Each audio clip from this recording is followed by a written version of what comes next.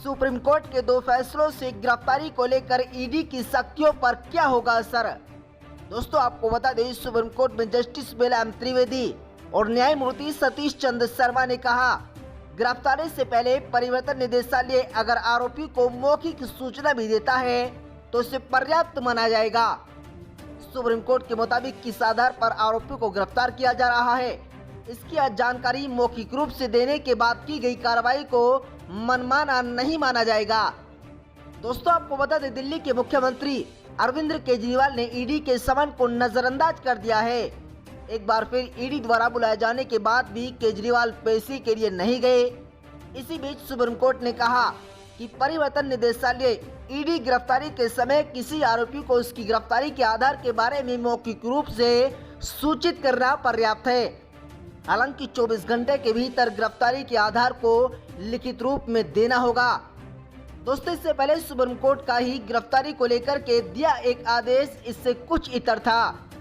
तो फैसलों की खास बात यह है कि शीर्ष अदालत ने एक ही सवाल पर कानून की व्याख्या को 2 तरह से किया। दोनों ही मामलों में आरोपी को गिरफ्तारी के आधार का लिखित दस्तावेज मुहैया नहीं किया गया।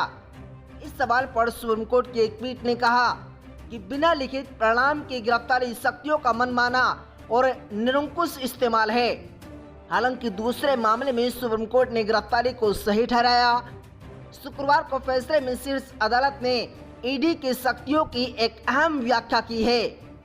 दोस्तों आपको बता दें, सुप्रीम कोर्ट में जस्टिस बेला एम त्रिवेदी और न्यायमूर्ति सतीश चंद्र शर्मा ने कहा कि गिरफ्तारी से पहले परिवर्तन निदेशालय अगर आरोपी को मौखिक सूचना भी देता है तो इसे पूरी तरीके से पर्याप्त माना जाएगा। हालांकि 24 घंटे के भीतर आरोपियों को ग्राउंड की लिखित प्रति मुहैया कराना अनिवार्य होगा। 15 दिसंबर को पारित इस फैसले के बाद 3 अक्टूबर का फैसला निष्प्रभावी हो गया। अक्टूबर के फैसले में सुप्रीम कोर्ट ने कहा था कि ईडी अगर किसी को गिरफ्तार करना चाहती है तो गिरफ्तारी के बुनियादों के प्रति आरोपी को लिखित रूप में मुहैया कराना अनिवार्य शर्त होगी। दरअसल ईडी मनी लॉन्ड्रिंग पर नकेल कसने के लिए पीएमएलए कानून के तहत कार्रवाई करती है। इस कानून की धारा 19 के तहत ईडी को गिरफ्तारी के अधिकार दिए गए हैं। इसमें कहा गया है कि आरोपी को ईडी जल्द से जल्द लिखित रूप से बताएगी कि किन आधारों पर उसे अरेस्ट किया गया। इसकी व्याख्या करते हुए शुक्रवार को जस्टिस बेला एम त्रिवेदी और न्यायमूर्ति सतीश शर्मा की पीठ ने कहा कि जल्द से जल्द यथाशीघ्र या जितनी जल्द संभव हो समझाए। अदालत ने साफ किया है कि यथाशीघ्र का अर्थ देरी की न्यूनतम गुंजाइश है। कितना समय लग सकता है, इस पर भी शीर्ष अदालत की खंडपीठ ने स्पष्ट किया है।